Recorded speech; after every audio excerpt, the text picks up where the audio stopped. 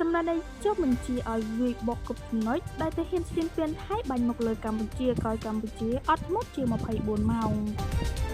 ក្រោយការអត់ធ្មត់លើ24ម៉ោងដើម្បីគោរពនៅបទជប់បាញ់និងត្រូវការពេលវេលាដើម្បីជម្រាបប្រជាជនចេញមកតំបន់សុវត្ថិភាពកាលពីល្ងាចម្សិលមិញថ្ងៃច័ន្ទទី8វិរៈកងទ័ពកម្ពុជាបានតបតបន្ថែមដោយយប់មិញនិងព្រឹកថ្ងៃអង្គារនេះតាមរយៈសម្លេងបញ្ជាក់លើបណ្ដាញសង្គមនាព្រឹកថ្ងៃនេះសម្ដេចតេជោហ៊ុនសែនបានថ្លែងថាតាមនាយករដ្ឋមន្ត្រីថៃអនុទីនបានប្រកាសថានឹងប្រើកម្លាំងវាយយក11ចំណុចដែលយើងមិនច្បាស់ថា11ចំណុចនេះនៅកន្លែងណាខ្លះ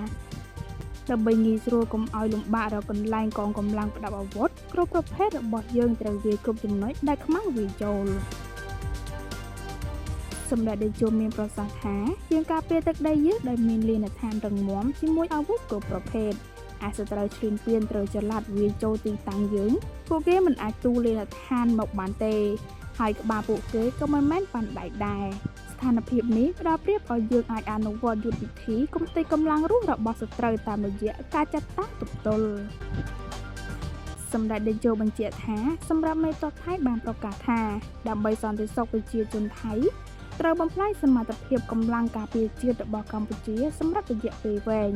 សម្ដីលោកមេទ័ពខ្លាំងជាងប្រទេសមហាអំណាចខាងអាវុធនិងកងទ័ពនៅលើពិភពលោកនេះទៅទៀតសម្ដេចតេជោបានថ្លែងសង្កត់ធ្ងន់ថា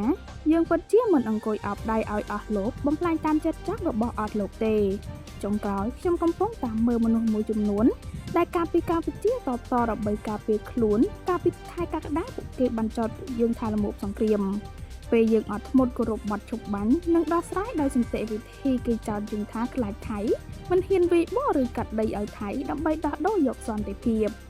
នៅពេលនេះយើងវាយដើម្បីការពារខ្លួនទៀតហើយតើពួកគេនឹងនិយាយថាម៉េចទៀត